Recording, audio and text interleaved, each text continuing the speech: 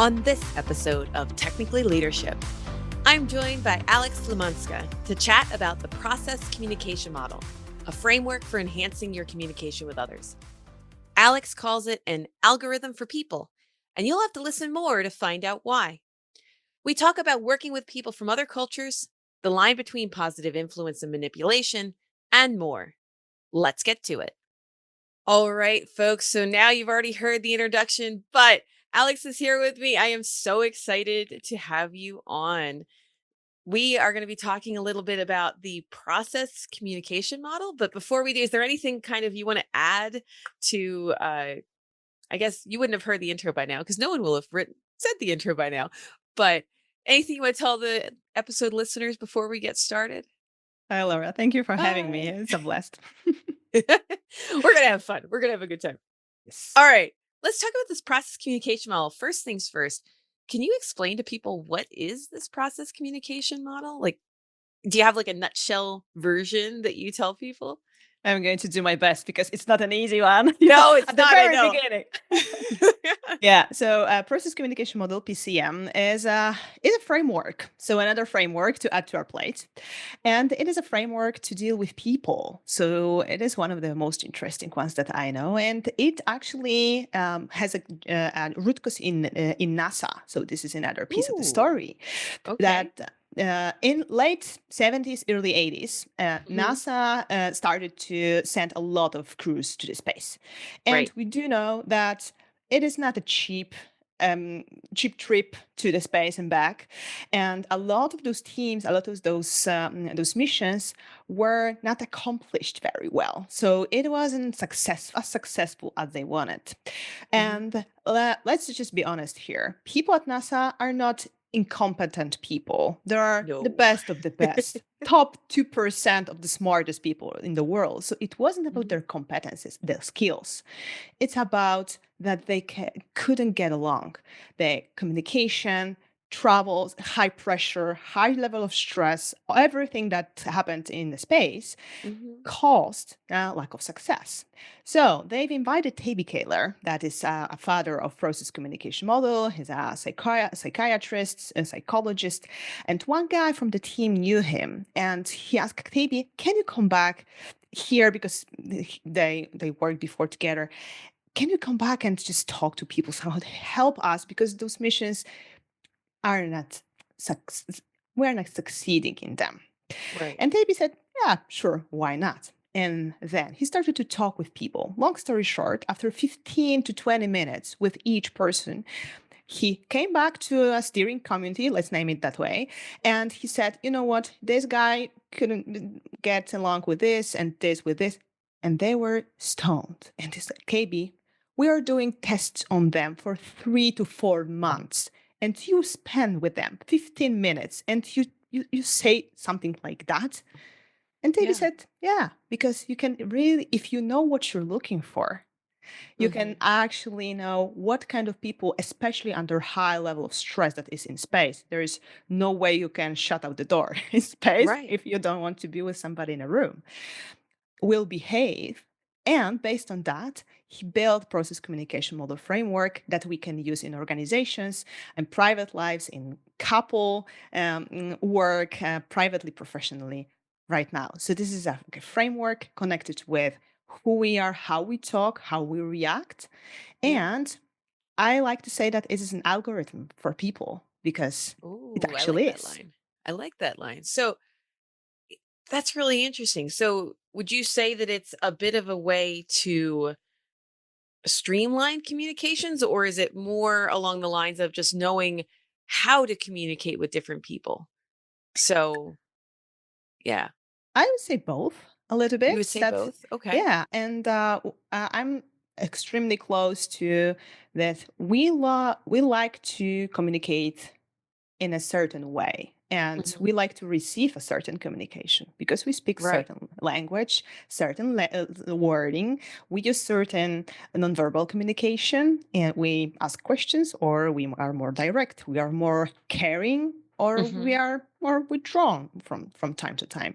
We might say from the old language, introvert, extrovert, but PCM Right. doesn't use that kind of language because it's kind of like putting people in the boxes, and we don't want to do it. And Right. what's one of the most important and I think beautiful thing about PCM that is useful, especially for technology, engineering background people, is that we can actually connect the dots from wording to nonverbal Hmm. communication to how people are behaving in certain situations and make a strong hypothesis even after like, talking with somebody for 2-3 minutes even looking for 2-3 emails or Slack Teams messages whatsoever, and you can make a strong hypothesis and tailor your communication a little bit to be Right. more like matched to the other person, not to stick to what you like the most, because it's obvious Right. that you're going to use it most of the time.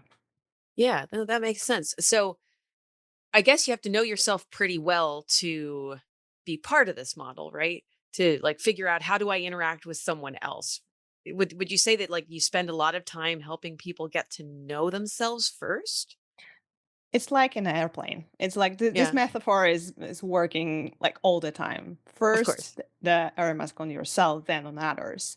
So Hmm. if you don't know yourself as a leader, as a person, as a parent, as a friend, as a Hmm. partner, how on earth you work with other people, you recognize who they are, you make those hypotheses, you connect those dots. You can't. It's like you're hungry and you want to feed others. So this is the same Yeah. way when it comes to those processes. So I would say it is always a first step. So if I work with when I work with leaders, with teams, Hmm. it's always the first step is always self-assessment, self-recognition. And Yeah. before we go into any teamwork or like pair work or something, Hmm. you need to see yourself first because you have 100% of an influence on yourself and really limited influence on other people. Right. So this is where we should Yeah. put our energy in first. Interesting. Interesting. So I'm trying to think like there's so many ways I could ask all of these questions, and now I'm going like maybe I should think about how I'm communicating these questions We to can you. check it live if you want, Laura, because this is an exercise that we can do live here. Why So not? Let's do it. let's Sure. do it. Let's I'm do it. game. I have some hypotheses on yourself, of course, Of because course. we were talking for a little bit before Yeah. we hit record. So there are only six ways of communication. So using a certain wording. Okay. So I'm going to introduce a little bit, long story short, about it. And Hmm. why I am talking, just map yourself. Which one or two are the Okay. closest to your brain, your heart, whenever you want? Ready? I'm ready. Let's do Okay, this. let's do this. So the first one is a thinker. So this is Hmm. a person who uses language of data, facts, analysis. Things Hmm. need to make sense. So the wording that we can hear or read over emails, it can be I think. Um, it makes sense. It doesn't make any sense. I see it in the chart. I see it in the Excel spreadsheet. So this is Hmm. something that is always makes sense, connecting the dots, data, facts, logic. Right. This is the first one. The second one, opinions. This is a persistor. So the persistor is saying, in my opinion, I believe, Mm. in my view, we should or we must. The value is if we do something because the value of doing things is important. Hmm. So this is the second one. The third Hmm. one is harmonizer, emotions. I feel. I can tell that you're not feeling very well. Or, Yeah. I can tell that you feel interested by that or something. Right. Yeah? And I'm going to take care of you. I'm going to remember about your birthday. I'm going to organize some, present, gift cards or something. When somebody is not aligned with another person, I'm going to just hit in the middle and try to make them work together somehow. I don't want Yeah. conflict between people. I want to have a good atmosphere between Yeah. others. So this is the third one. The fourth one is a promoter. Okay. No more talking. We talk too much here. Let's do things. Okay, Yeah. so let's just cut to the chase and let's just do stuff and we'll see. what is going Uh-huh. on. So action, Uh-huh. doing, Yeah. not waiting. If somebody is too slow, oh, we need to think about it. He's like, Can't do it. "Mm, no, just go and do things." So this is the fourth one. The fifth one Okay. is a rebel. Rebel is Okay. like, okie doke. Oh, ooh, I like it. I don't like it. Oh, I hate it. Oh, I'm not going to do it. Yeah. They're very energetic, very reactive to the Mhm. to everything that is doing. They're loud, talk very much. People from data perspective, they hate them because they are just all over the place. Right. And the last one, the last but not least, of course, is imaginer. Mm. Imaginer is not talking very much because the process is happening here Yes. in a Mhm. brain. So sometimes they're just looking and like that, huh? mm, Yeah. mm. But when they are talking or writing, preferably, they're using wording like I imagine or I can see in my brain, okay, we have a problem, three solutions or something. Oh, I see it. We can go that Mhm. way or that way. It can be a visionary, but not that's Not really like that. that's certainly, yeah, it's not a necessary part. And the beautiful part is that we all have all six in us. Mhm. It's not one or the other, but Yeah. we have different access to all of those floors. But one will always be our favorite. So the Yeah. question, Laura, is what is your favorite from this short story? Oh boy. This is interesting. So I would say probably I'm a little closer to thinker now than I used to be. But so I studied the Enneagram a little bit, and my mom is very much an Enneagram person. So I learned a lot about the Enneagram. And for people who don't know what the Enneagram is, it's like a nine type. It's not really typing people as much as it's identifying what your underlying motivator is. And so I know me, I'm number 3, I'm the achiever, but I always call it the chameleon. So as I'm sitting here watching you, I'm going like, okay, what one do you want me to answer as? As awful as that sounds, that's how it works. It's the I'm the people pleaser. So in some Mm, ways I am the harmonizer, but it's not because I don't want to say I don't care about people. I do. I almost care about what they're thinking too much. And so I have to pull back on that. And I've learned mm. that over time, which is why I'm saying I'm probably closer to the thinker now than I used to be. I used to be a little more of the imaginer and the harmonizer. But as I've had to become more of a leader, I've had to force myself to move more towards the thinker. So that's why I find this such a very interesting question. Interesting. Yes. Yeah. Yeah. And what is super interesting about PCM as well is that it's shaped based on all of the research from psychology, psychiatry, and so on and so forth. And TB used all of the principles from the biology, neurology Mhm. perspective, and psychology as well. So it's not the only psychological woo woo or something that we don't Right. like because it's not data based, research based. And he combined both of those words. And he's saying we all are learning as we grow, right? So we are Mhm. children, we are raised in a certain way, in a certain environment, by certain caregivers, of course.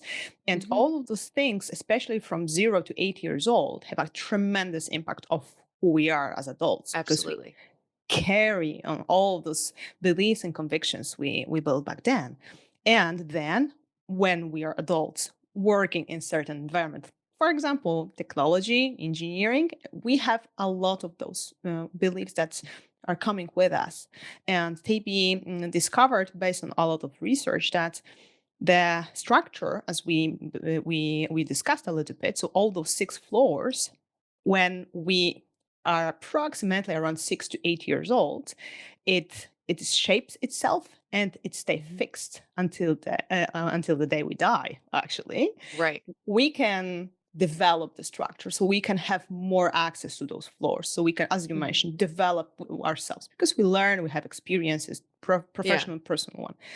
But the base of personality, so what is the strongest in you, what is your preference, the hardest, the most important preference for you, and the order of the floors will stay the same. Interesting. Okay. Mhm. Yeah. I mean, so the Enneagram does this where they say that you might start moving one way or the other, or you get healthier or more unhealthy. That's the phrasing that they use.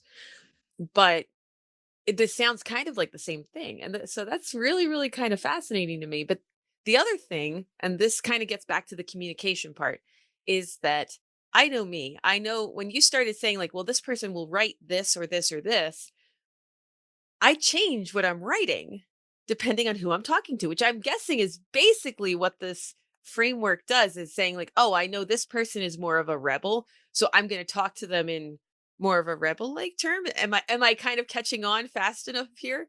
I'm Yeah, totally. curious. And this is the part of the communication intelligence, CQ Hmm. muscles. This is a part. This is a quite new skill, I would say, because we are talking about intelligence. Intelligence. We are talking Yeah. about emotional intelligence. A few years Hmm. back, it was a huge boom on the Yes. emotional intelligence, and right now, the communication intelligence comes to the stage because Ah. it is more about what kind of tools and skills we already have, because we already have a lot of them. Even Hmm. if we are taking that, you know what, I'm a tech guy, I'm a tech Yeah. person, Right. I didn't I haven't chosen to be in a tech space to deal with people, right? I Right. have my technology, I have my, my database, I have my cybersecurity, data science, programmer, you name it. Hmm. And it is pretty it, but the world is changing so fast, and all around the world. You're in the US, I'm in Poland, and Hmm. between between us and over the ocean, a lot of countries, a lot of people are saying Yeah. in space, the tech world, you need to strengthen yourself. You need to you need to strengthen the muscle of Hmm. collaboration, not talking about emotions, because not a lot of people are equipped. So the harmonizer floor is very small from Right. most of the time. Right. But you can strengthen your muscle, as you mentioned. I'm reaching out to my skills.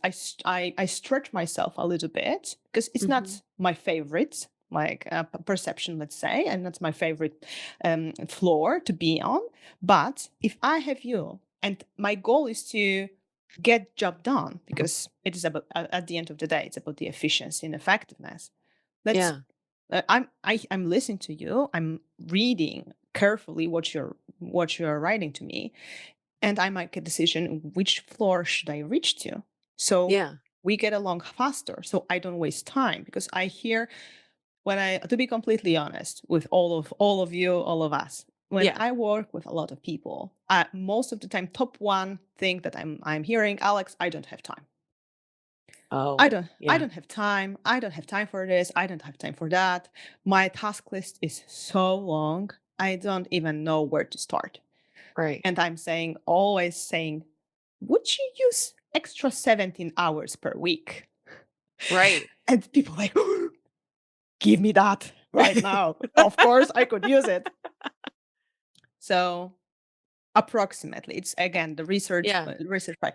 Approximately 17 hours per week, every single person wastes on inefficient communication, misunderstandings, clarifying information, meeting to a meeting to a meeting, because we cannot get along during one meeting, within one Right. meeting. And we are frustrated, and we're frustrated on others most of the time, because we blame them that Ah, yeah. they don't think logically, they cannot be on a meeting like properly, let's say, Yeah. and prepared. And at the end of the day, we don't want to work with them. Right. And that can be, I guess that can be a problem like for space if you have to work together, right? So that's kind of where this all came from. I guess would so the NASA idea, going back to your story about how this kind of was set up, obviously there wasn't a lot of cultural difference there to start because it was, hey, this is all groups from the US because if this was the US space program. But then when it started expanding outside of the US, did things change? Because obviously now we're in an interconnected world, and I'm leading up to some stuff that we talked about before the podcast because we were having a really great conversation. But I guess my question is, as you start to think about working with people in other cultures, does this model still work? Do you find that it changes some? I'm really curious to know, like, how does it work internationally? D Does it change a ton when you move to different cultures? What is one of the most beautiful things and analytical at the same time things Mhm. about this framework is that it doesn't really matter where you are in the world, Really? because we Okay. are all people. Of course, there will be certain environmental elements that are building you as a child. So Mhm. people in Poland, for example, are having profiles that are super analytical, to the point, to Right. the chase, hardworking, because we need to Mhm. prove ourselves to the world. So long story short, Yeah. but people in Italy, Spain, Yeah. Portugal, Mexico, South America, a lot of working with others, communicating with others, taking care of themselves when it comes to family, group of friends. So the Mhm. harmonizer floor is more developed, I would Oh, okay. say. So there are some statistical differences between places in the world when the culture, because the culture shapes you a lot. It really Yeah. does matter. Even if we take US and Poland, in US, correct me if I'm wrong, and Yeah. you hear a lot of children here, you can do and be whenever you want, Yeah. whenever you want. You can learn all of those things. You can choose your classes in high school, for example, where in Poland Mhm. it is not possible. You have a system, you go Yep. with the system, or right now, of course, it's changing. It's changing a little bit. You can use homeschooling, like cloud schooling, a lot of private Yeah. schooling, and so on and so forth. But the default is like you Yeah. cannot do those things. So it influences how your personality is shaped. So I Right. see those differences from the cultural perspective when I work with different teams from different countries. But good news, if you are a manager, for example, if you're listening to us, you're a leader that Mhm. manages diverse teams, culturally, geographically, time zone wise, you can use it and it will work because you'll have a map of your team, and you can, of course, use your wisdom because cultural differences will be there, but you have one language that you can use, and all of the Right. people on the planet will use it. Interesting. Yeah, I that's really fun. Just I was wondering if you ended up seeing more people on different floors depending on their culture. I see it a lot actually with different age groups, specifically in the US, because things shift so much, and like what you're told as a child, as you said, is very different from, let's say, people in their 60s and 70s versus people in their 20s. So it's shifted so much there that even just within, like, if you're a startup and you have 10 people and you're all in the same office, you're going to have different communication styles just because of that.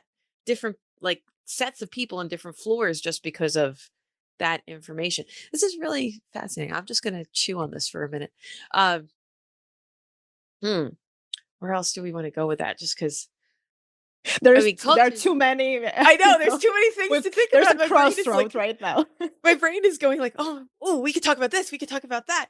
There's so much really cool stuff about this. And I'd say that, do you find that the communication style, is it easier for someone to learn this in writing first versus in a meeting? So let's say the async communication part means that you can take a minute and think about what you're doing. I guess this, here comes my data question, right? So I get to, can do you think that um do you think that maybe learning this through async communication it's easier at first and then you get to the in person? Like, do you coach people that way, or is it more, oh, we're going to coach you just on just the thought process, and then it's however you start communicating with your team?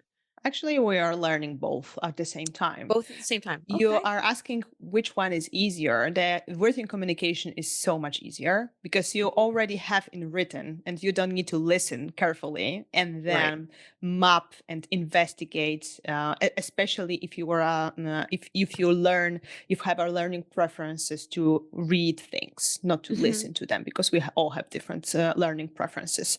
And if you are a reader, not a listener, the writing communication is going to be like 10 out of 10, easy peasy. Yeah. So you have you have an email, you have few emails, you have a Slack or Teams conversation or something like that, and it's already there. You don't need to even like try hard. So it's super Right. easy to do. And what we do at the very first part of the training or mentoring process, whenever you want to do it, like, okay, to let's get some emails. So your Mhm. stuff, your work. I'm not, figure it out for you. There's a material that you can work on your own. And we're investigating keywords from Right. this list that I briefly described like a couple minutes ago. And then it appears that it is so easy to change even a one word. So exchange a thing with I believe or the other way around. Right. If you have a harmonizer or a rebel, add an emoji. Right. Something like, yes, because the written Yeah, it's true. communication, it's true because the written communication robs us out of the nonverbal communication, and we Mhm. read with our own voice in our brains. So Yeah. that's why over exchanging emails, for example, there are so many misunderstandings because Mhm. there's a dot hate at the end of the sentence, or a person connects with data will give you a lot of sentences, no emojis, no anything. Yeah. Because this is a style of working, it should be efficient, it should be effective, and so on and so forth. And the rebel is like, "Hey, yay, let's do it! Let's Mhm. exclamation point, emoji, emoji, emoji." Right. And this is an interesting like area of learning how, I would say, unconsciously we are Yeah. doing all of those things because it is not taught in school. Yeah. So we do it like we believe is Right. proper. Yeah. I guess I'm thinking back to how I've learned how to communicate with different people over time. And I did obviously, like most people my age at least, and probably your age, we started more in the in-person world. Uh, I didn't grow up with a smartphone. I barely grew up with, chat and things like that. Like you interacted in person, you went into work, things like that. I mean, now I'm remote 100%, but when you learn all that language, you almost if you have that high ability to harmonize, I guess you could say, I'm on the harmonizer floor.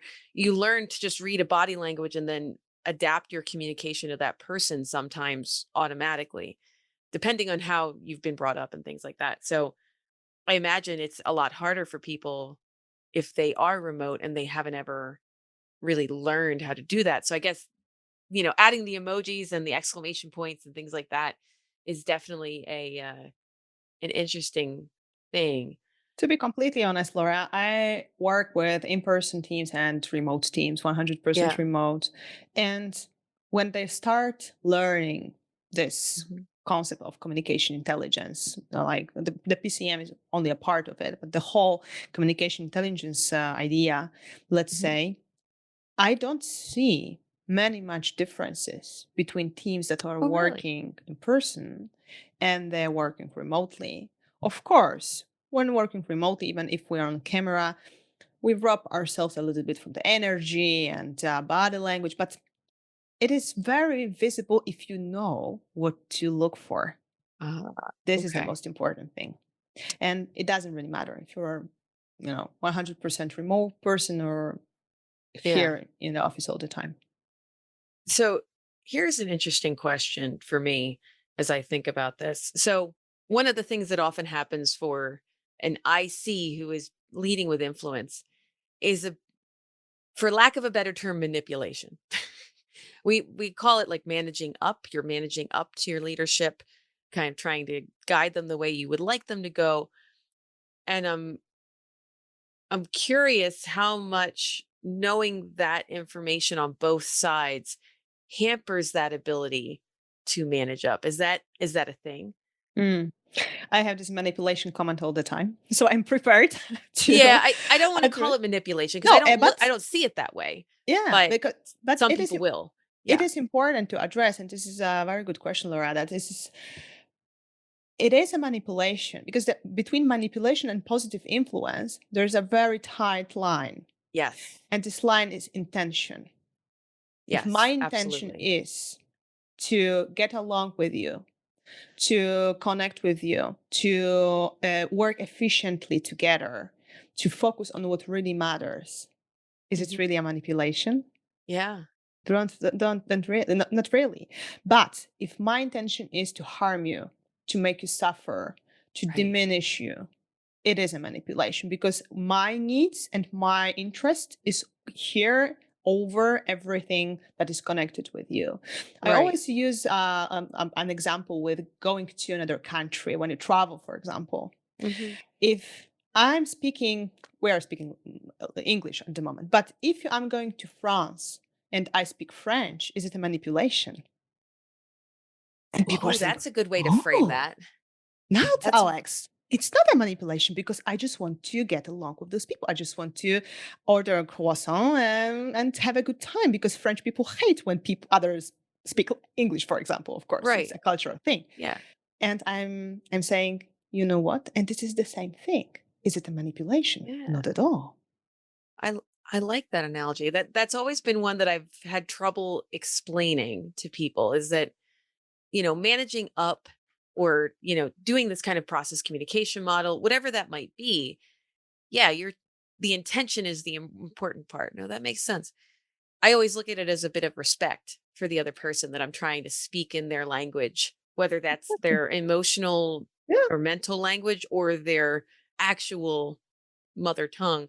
Um, The I- cultural thing, you're yeah. going to, the different country and they pray 5 times a day, for example.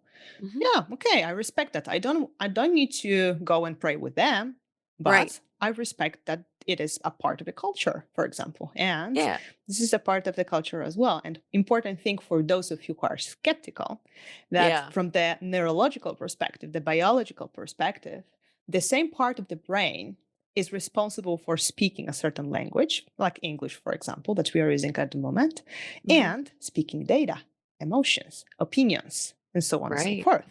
So this is the same exact part of the brain that is responsible for both of those functions, let's say. Yeah. Interesting. Interesting. So I like that phrasing. I do have like one more question because I'm aware we're getting close to time, but I want to ask this really, really bad. When everyone on the team understands this process model, do you hit a point, like a transitional point where everybody knows what everybody else is doing and then goes, "Wait, you think I'm that person? You think I'm this?" Do you hit that? Cuz I would think that that would be something that someone would be like, "Wow, everyone thinks I'm a this, but I think I'm a this." This is something in the Enneagram that you actually find. We talk about descriptive and prescriptive narratives. Yeah. So, I'm curious. Um, it is a funny thing when people or teams are starting learning process communication model or communication intelligence in overall, because then the awareness is starting to work. And that's why I'm doing this. Or, Oh. oh, that's why you behave like that. It's not about me. It's about, ah, okay. So there are those trainings, workshops that are the most, the number of the aha moments that are Uh-huh. there are impossible to describe. And there people are starting to understand why we don't get along or why it's so hard to get into cooperation, communication with some people. And with Mhm. some, we can talk all day because Yeah. this is super easy to work with them, to work, to be friends with them, to have a relationship or something. It is interesting part. Some of people that I have on the mentoring one-on-one process, and managers, for example, they send to me their spouse. So Alex, please do the questionnaire, the reporting with her and him. And you know what? It works so well. My Yeah. husband was one of the first people that I mapped through the process communication model when I was doing the certification process at the very beginning. And thanks to that, he started to understand me better, and I started to understand why a lot of behaviors bothered me so much. Yeah. And Yeah. it is easier to know why things happen because then we can go to the what we can do to address that so we Right. don't waste those 17 hours per week. So I see a lot of these processes. It's I bet. yeah, it's an interesting space for me to learn and for people to learn about each other as well. Right. No, that makes sense. Now you're making me think, huh? I could get my partner to do this with me. It's a Um, great, a present or a birthday gift or Christmas gift or yeah. something like that. Here, let me also gift this to my boss, right? Here. Da, da, da. That would be really, really funny. Interesting. Well, as much as I want to like keep talking for hours, because I think you and I could have so many fun conversations. And by the way, listeners out there, if you want to go and hit me up with a follow-up note, just letting me know if we want more on this topic, I bet Alex and I could find more time because this would be lots of fun. Anyway, we are getting close to time. And as everyone knows, I like to give my guests a chance to kind of talk about what they're doing and tell us a little bit about, what's near and dear to their heart right now. So, Alex, is there anything you want to tell everybody about? This is your time, whatever you want to talk about. Yes, there's so many there's so many things that I'm doing. I'm just wondering what can I share. So, if you are interested in getting know more about process communication model, Mhm. communication intelligence in overall, I have my own podcast as well where I'm Yes. describing all of those things, mechanisms, details about it. So, Lemon Tech Leadership Podcast. I'm on Spotify, Apple Podcasts, all of the places where podcasts are aired. So I invite you to check out, Absolutely. especially start from the very beginning, because the first few episodes are about process communication model, very in detail. So this is Yeah. where you go. And if you want to have a free document for yourself, I've also created a checklist for effective delegation process. So if you want to use some kind of muscles that we were talking about today, you can go as checklist.lemonskills.com. So you can go grab a free checklist for yourself and just use it, and make sure Yeah. that you don't waste your 17 hours per week, because we can all use more time in our We life. could. More time in our lives is always a good thing. For folks listening, you will find all of this information. All of those links will be in the show notes. I'll make sure that they're there so that you will be able to go and just check that out. I highly recommend listening to the podcast. After I introduced you to the podcast, after I asked you to come on, I did go listen to a couple. So I highly recommend it. Go listen, go download them, and you know, educate yourself a little bit more. So, but Alex, thank you so much for coming on. This was so much fun. And, you know, it's just great to have you. Okay, we should do part 2, 3, 5, and 6 We if can we do want. that. Yeah, that would be Totally. great. This would be so much fun. Sure. Thank So, you, Laura. Thank you for this having is, me. yeah, thank you so much. All right, folks, we're going to say bye for now. We're going to go record our hot take, by the way. For those of you who don't know about the hot take, that will be coming up later this season. We're going to go record our hot take and we will catch you all later. Thank you so much for listening. It's bye for now. Say bye. Bye.